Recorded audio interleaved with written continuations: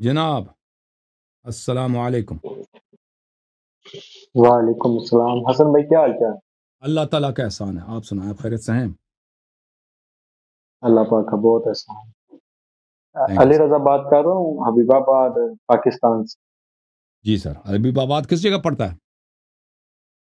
ये लाहौर के करीब। ओके ओके, अल्लाह ताला आपको सलामती दे, हुक्म करें अली रज़ा भाई। अल्लाह पाक आपको भी सलामती दे। हसन भाई, फर्स्ट ऑफ ऑल मेरे ना कुछ सवालात हैं आपसे।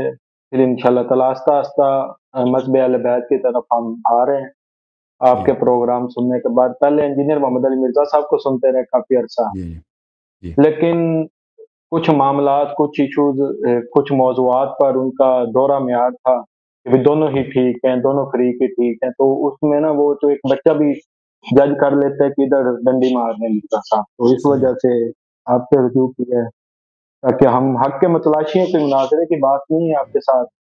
आपने सिर्फ़ अपना पॉइंट ऑफ व्यू देना है, जो आप के इल्म के मुताबिक बेहतरीन है।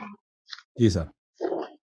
सबसे पहला मेरा सवाल हसन अला यार भाई साहब ये है कि उम्मत आज तक एक पेज पर इकट्ठी क्यों नहीं? इतने तफरके क्यों हैं? मेरा सवाल काइंड कंप्लीट हो लेने दो। इतने तफरके क्यों हैं? चले वो तो हम अहले बैत अलैहिस्सलाम से दूर हैं, दूर कर दिया गया उस वजह से। लेकिन अगर हम शिया मजहब की तरफ देखें तो उनमें भी तो आगे, जिस तरह आप सईदानी का निकाह के ऊपर आपने बात की थी, तो उसमें भी अगर हम शिया हज़रात को देखते हैं, अपने भाइयों को देखते हैं, तो उनमें भी तो तफ़र्क़ा है, उनमें भी तो इख्तिलाफ़ात हैं।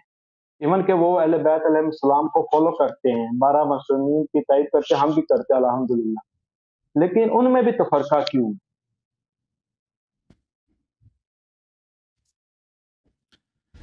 कुरान मजीद फुरकान हमीद मेरे भाई,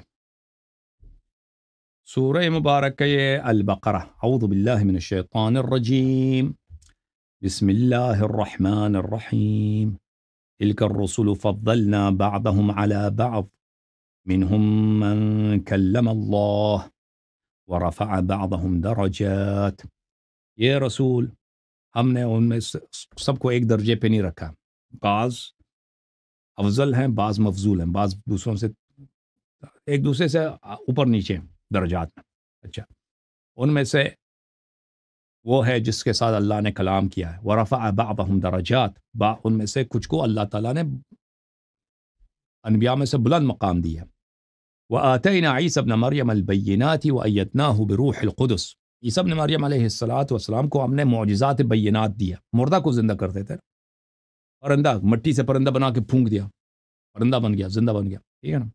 अच्छा, वअय्यदनाहु बिरूहिल कुदस, हमने उसको रूहुल कुदस से, रूहुल कुदस क्या है, उसके साथ हमने तो उसकी तायीद की थी। अब शिया रिवायात में बहुत है रूहुल कुदस क्या है। अच्छा, वलौ शाअ अल्लाहु मक़्ततल अल्लज़ीन मिन बअदिहिम मिन बअदि मा जाअतहुमुल बय्यिनात। अगर अल्लाह चाहता था अनबिया अलैहिस्सलाम के बाद, उनके गुजरने के बाद उनके उम्मतों में क़िताल ना होता, इख्तिलाफ ना होता, अगर अल्लाह चाहता ये करता, ये सब लोग मासूम बन जाते ना। अगर अल्लाह चाहता कि हम और आप गुनाह ना करते, बिदअती ना बनते, कोई कोई भी शख्स गलत रास्ते पे ना जाए, अल्लाह कर सकता था ऐसा। लेकिन अल्लाह ने ये दुनिया बनाया किस लिए? कि लोगों का इम्तिहान लिया जाए। जो गुनाह करना चाहता है वो गुनाह कर सके, और जो इबादत करना चाहता है अच्छा रहा, वो उसके लिए मुयस्सर हो। अल्लाह ने ये दुनिया बनाया। अच्छा, अगर अल्लाह चाहता कि उसके बाद लोग वो आपस में क़िताल ना करे, इख्तिलाफ ना करे, निज़ा ना करे, अल्लाह ये कर सकता था। वलौ शाअ अल्लाहु मक़्ततल अल्लज़ीन मिन बअदिहिम मिन बअदि मा जाअतहुमुल बय्यिनात। जो लोग अनबिया अलैहिस्सलातु वस्सलाम के बाद इन्होंने आपस में इख्तिलाफ किया है, इस बात के बाद इख्तिलाफ किया कि उनके दरमियान बय्यिनात मौजूद थे। बय्यिनात किसको बोलते हैं? रोशन दलील। रोशन दलील के बाद इन लोगों ने आपस में इख्तिलाफ किया है, ठीक है ना। वलाकिन इख्तलफू फमिनहुम मन आमन व मिनहुम मन कफर। लेकिन आपस में इन लोगों ने इख्तिलाफ किया। कब इख्तिलाफ किया है? इख्तिलाफ इनका कब हुआ? मिन बअदि मा जाअतहुमुल बय्यिनात। इन्होंने बय्यिनात, आयात वाज़िहात, राह रोशन, वाज़ेह दलाइल देख कर इन्होंने आपस में इख्तिलाफ किया है। तो जब इख्तिलाफ हुआ है, फमिनहुम मन आमन व मिनहुम मन कफर, उनमें से बाज़ मोमिन हैं, बाज़ काफिर हैं। अच्छा, हालांकि ये सब अनबिया के पैरोकार हैं। وَلَوْ شَاءَ اللَّهُ مَا اقْتَتَلُوا وَلَكِنَّ اللَّهَ يَفْعَلُ مَا يُرِيدُ. اللہ چاہتا تو یہ آپس میں قتال نہ کرتے، لیکن اللہ وہی چاہتا ہے جو اس کا ارادہ ہے، جو اس کا حکمت ہے، جس میں مصلحت ہے. کہنے کا مقصد یہ ہے کہ اختلاف جو امت میں ہوئی ہے یہ اس لیے نہیں ہوئی ہے کہ امت کو پتہ نہیں ہے. امتوں نے، قرآن مجید کا فرمان ہے کہ بینات کے آنے کے بعد امتوں نے اختلاف کیا آپس میں، یعنی راہ واضح معلوم ہے، اس کے باوجود حق کو نہیں مانتے. حق کو نہیں مانتے. کس لیے نہیں مانتے؟ اس لیے کہ وہ اتباع نفس، اتباع شہوت کے لیے. ان کو اپنے کسی کی مالی منفعت اس راستے میں ہے. رسول پاک صلی اللہ علیہ وسلم جب تشریف لائے تھے تو علماء یہود و نصارہ بہت تھے اس زمانے میں، ان سب کو بخوبی پتہ تھا یہ پیغمبر ہیں. علماء فوراً پہچان گئے کہ یہ جھوٹ نہیں کر رہے، کیونکہ حضرت عیسیٰ علیہ السلام نے، حضرت موسیٰ علیہ السلام نے، حضرت یوسف علیہ السلام نے، حضرت ابراہیم علیہ السلام نے، انہوں نے سب رسول پاک صلی اللہ علیہ وسلم کی تشریف آوری کی بشارت دی تھی اور ان کی واضح نشانیاں بتا دی تھی، ان کے اہل بیت کی نشانیاں اور ان کی اصحاب کی نشانیاں سب بتا دیا تھا واضح طور پر. الذین آتیناہم الکتاب یعرفونہ کما تعرفون ابناءکم، یہ قرآن کی آیت ہے. اہل کتاب جب نبی صلی اللہ علیہ وسلم آئے تھے جیسے آپ اپنے بیٹے کو جانتے ہیں. اب میں اپنے بیٹے کو جانتا ہوں کس طرح؟ اچھی طرح سے جانتا ہوں. میں تو اچھی طرح سے جانتا ہوں، جب سے پیدا ہوا ہے میں اس کے ڈائپر ہم نے چینج کیے نا، ہم تو جانتے ہیں بچہ مختلف مراحل سے. جیسے آپ لوگ اپنے بیٹوں کو جانتے ہیں، یہ لوگ پیغمبر صلی اللہ علیہ وسلم کو اسی طرح پہچانتے ہیں کہ یہ پیغمبر ہیں، لیکن نہیں مانتے. تو اس زمانے میں لوگ سب پہچان گئے تھے کہ پیغمبر ہیں.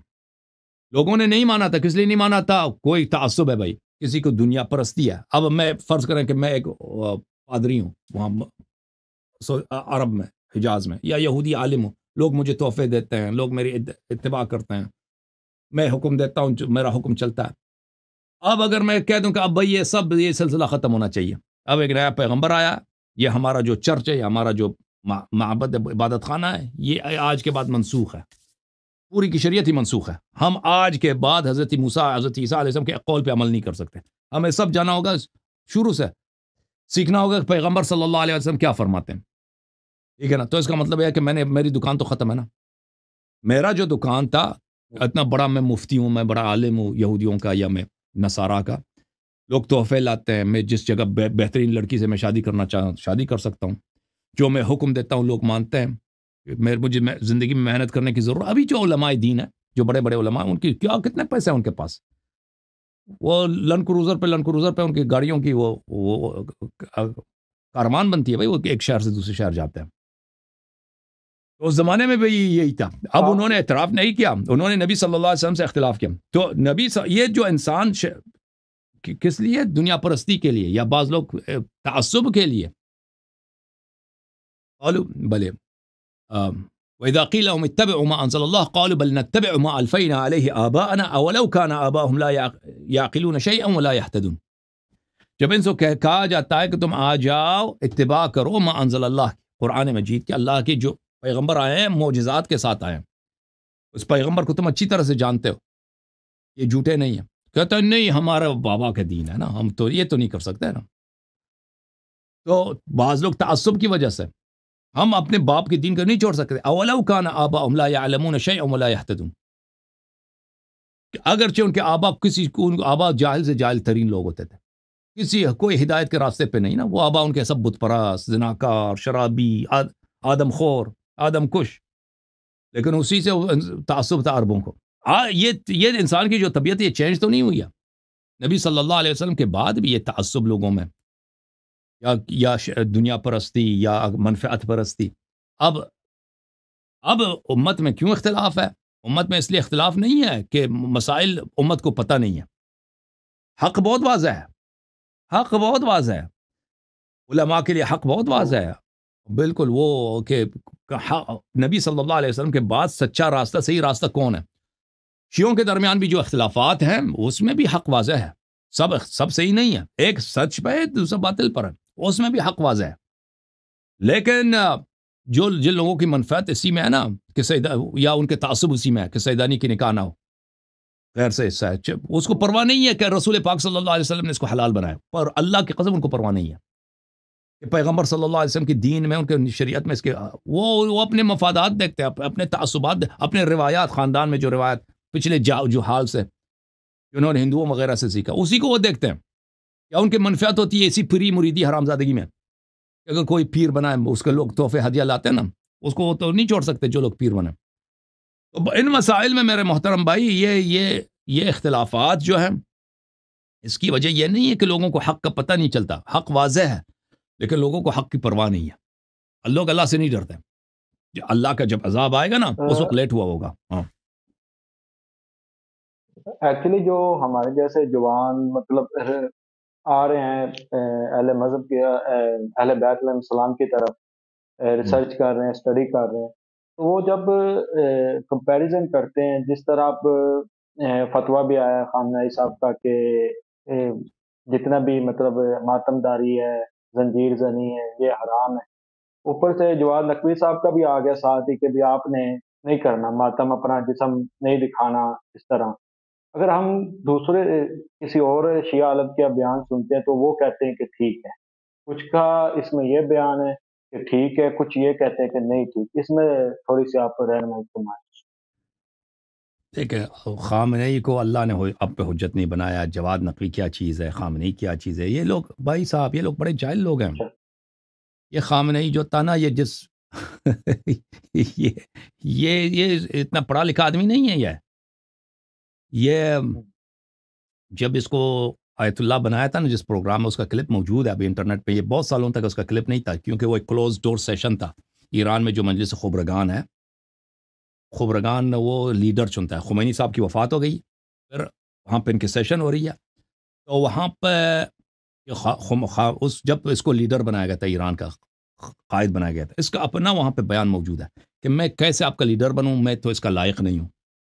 بعض لوگ کہیں گے اس کی تواضع ہے، لیکن اس کے بعد اس نے کہتا ابھی مجھ سے پہلے کئی لوگ یہاں پہ وہ سب مجتہد تھے، یہ لوگوں نے آ کے یہاں پہ تقریر کیا کہ میں مجتہد نہیں ہوں. اللہ جانتا ہے اس کی تقریر ہے. میں کیسے میں یہاں پہ فتویٰ دے دوں؟ میرے فتوے کی کیا حیثیت ہوگی جب ابھی آپ لوگوں نے خود جو مجلس پروگرام ہے یہاں پہ یہ لوگ جمع ہو گئے، اور یہ خود انہوں نے ابھی مجھ سے پہلے کئی لوگوں نے تقریر کی کہ میں یہ تو صاحب نظر ہی نہیں ہے، مجتہد ہی نہیں ہے، تو اس کا فائدہ ہی نہیں ہے.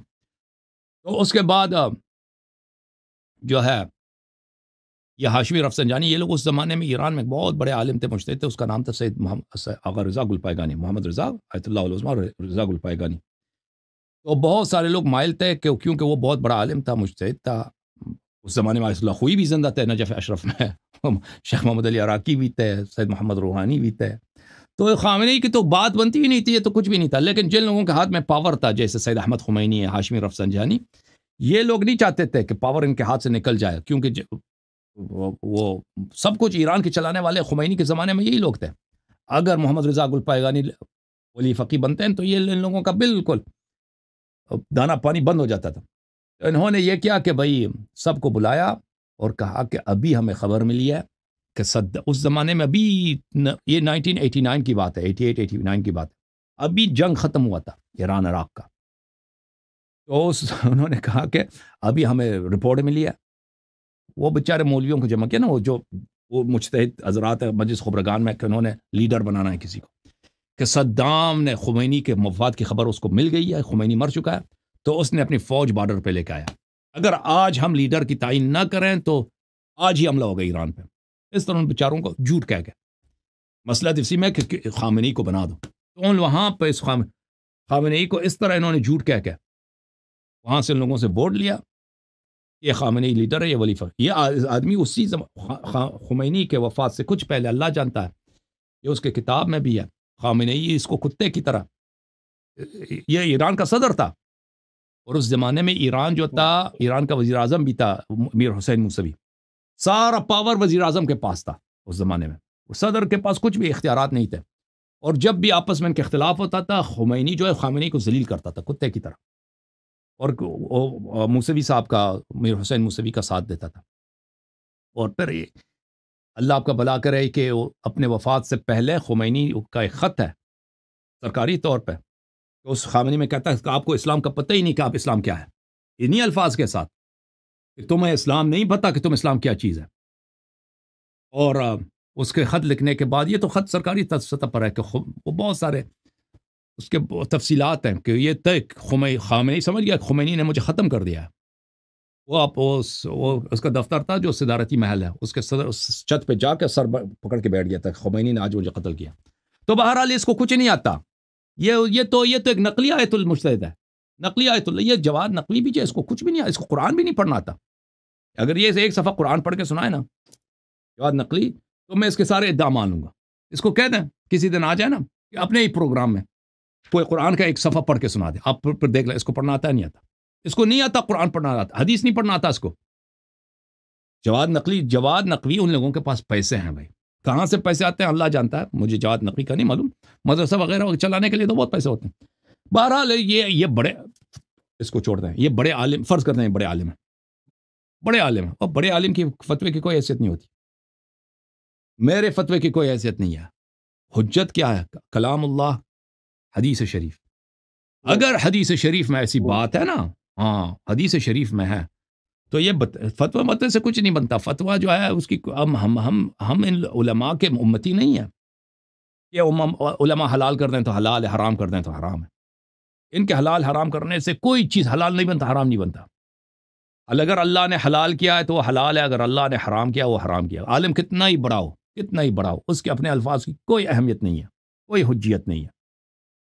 ہاں وہ عالم یہ کر سکتا ہے کہ بھئی حدیث آپ کو پیش کر دے، اپنا دلیل پیش کرے نا. یہ اگر کہہ دیں کسی مسئلے پہ دلیل پیش کریں، آپ نوجوان ہیں، اللہ نے آپ کو عقل دیا. آپ وہ مستری صاحب کو سنتے تھے، اب میری بات اس حقیر کی باتوں کو سنتے ہیں نا، وہ تو آپ تو دلیل کو دیکھیں گے نا. اسی لیے ادھر آئے کہ دلیل کو آپ نے خود بولا کہ وہ ان کے دوہرے میں آ رہے ہیں، وہ کہتے ہیں یہ بھی صحیح ہے وہ بھی صحیح ہے. اس طرح تو نہیں ہو سکتا، یہ اللہ نے عقل دیا. انہوں نے فدق کا معاملہ جو ہوا نا، تو ان کے الفاظ ہیں کہ بی بی فاطمہ سلام اللہ اگر خلیفہ اول نے دے دیا تو بھی ٹھیک ہے، نہیں دیا تو بھی ٹھیک. بھائی اگر اتنا ہی ڈر ہے تو آپ کھڑے ہو جاؤ، ایک ہی طرف ہی کھڑے ہو جاؤ. اگر آپ نہیں حق بیان کرنا چاہتے تو ایک ہی طرف تو کھڑے ہو، منافق تو نہ بنو، سیدھی دشمنی کرو. پھر ایک ہی طرف تو کھڑے ہو. تو ہم جس طرح بی بی فاطمہ سلام اللہ علیہ کا حق مانتے ہیں الحمدللہ، باقی فدق کے معاملے میں، امامت کے معاملے میں الحمدللہ.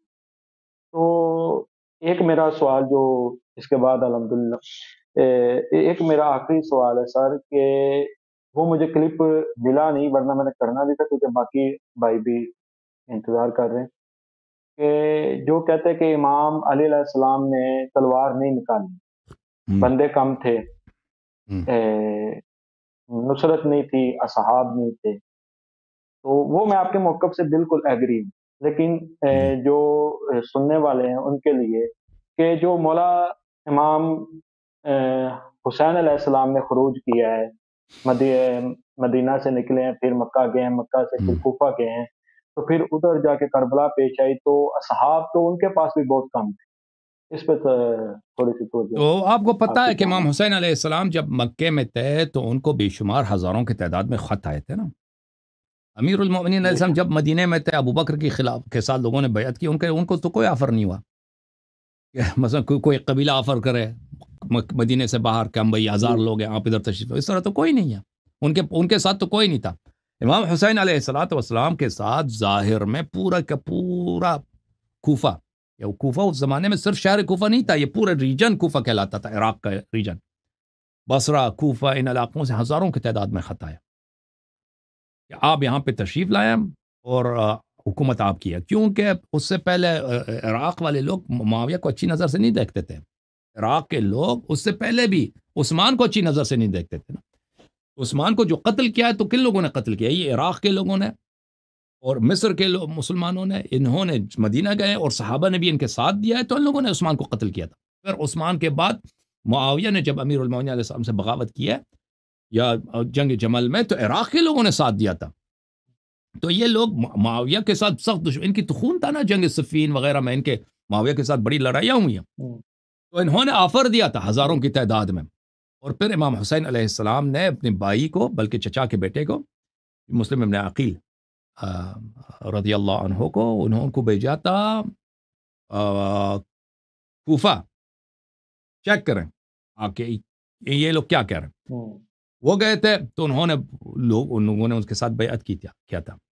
اور حضرت مسلم ابن عقیل نے خط لکھا امام حسین علیہ السلام کو کہ یہاں پہ لوگ آپ کو بہت چاہتے ہیں، سب لوگ آپ کے ساتھ ہیں، انہوں نے میرے ساتھ بیعت کی ہے.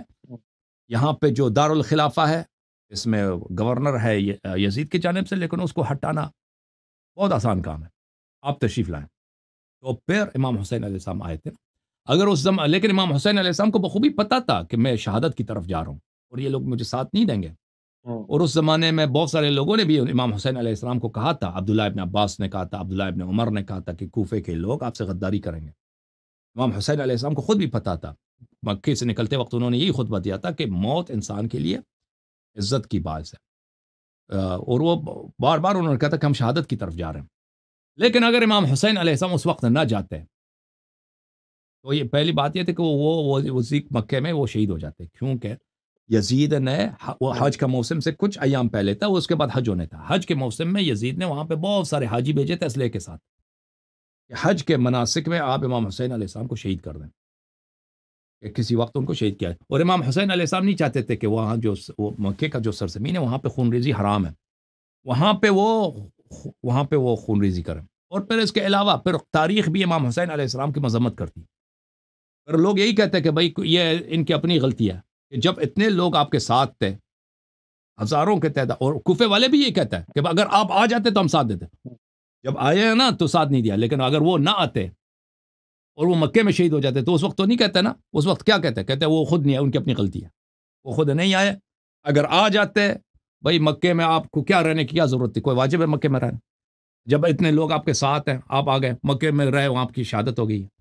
ٹھیک ہے نا، تو آپ آ جاتے۔ تو پھر لوگ بھی یہی کہتے ہیں، کوفے والے بھی مذمت کرتے ہیں، سب لوگ مذمت کرتے ہیں کہ بھائی یزید کی حکومت ختم ہو جاتی، یہ خود اہل بیت کی غلطی ہے کہ انہوں نے یزید کو حکومت کرنے دیا، ٹھیک ہے نا۔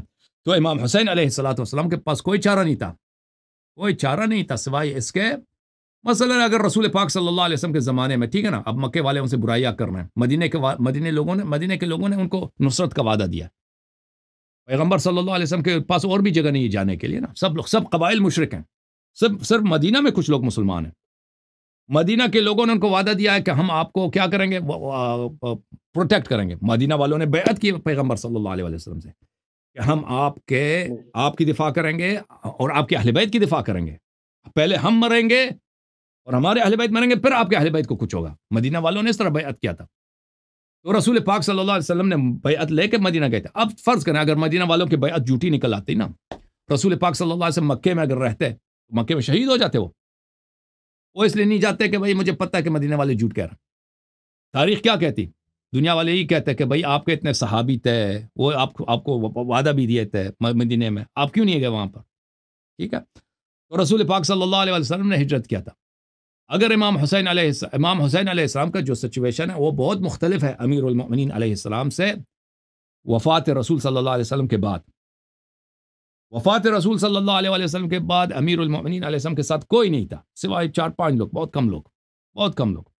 امام حسین علیہ السلام اور کسی نے آفر بھی نہیں دیا تھا، ایسا نہیں تھا کہ ظاہر میں لوگ ان کے ساتھ ہیں، کچھ بھی نہ ظاہر نہ باطن، امام علی علیہ السلام کے پاس ساتھ کوئی نہیں ہے۔ امام حسین علیہ السلام جب مکے میں ہیں تو انہوں نے کسی سے طلب نصرت نہیں کیا کہ تم میری مدد کرو، خود لوگوں نے جب ان کو پتہ چلا کہ معاویہ مر گیا ہے بھائی امام حسین علیہ السلام مکے میں، تو انہوں نے خود اپنی طرف سے خطیں بھیجنا شروع کر دی ہزاروں کی تعداد میں۔ تو امام حسین علیہ السلام کا سچویشن بہت مختلف ہے۔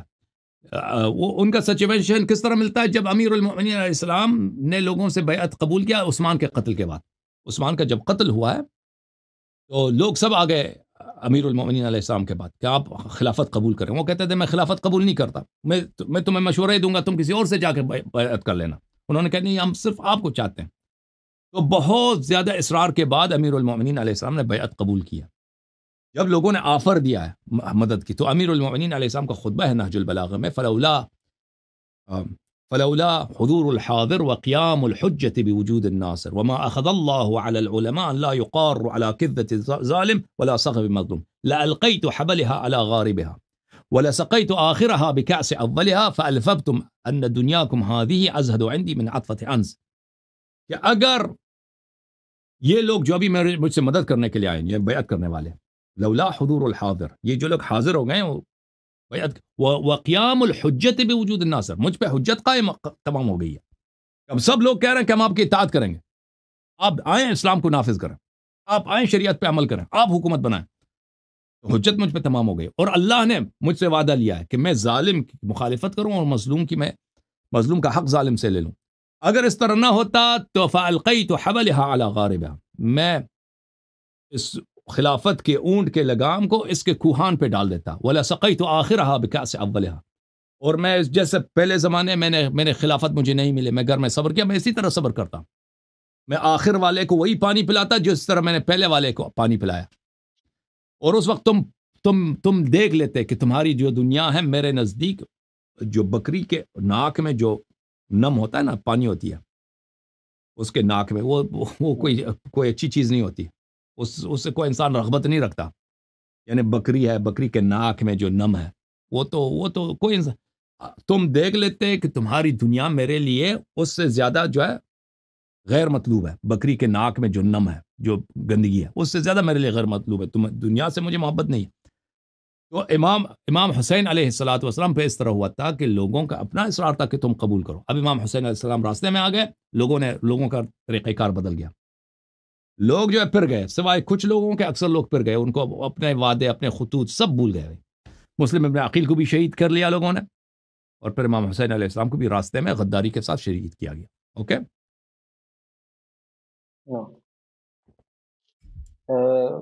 یہ کلیئر ہو گیا پوائنٹ۔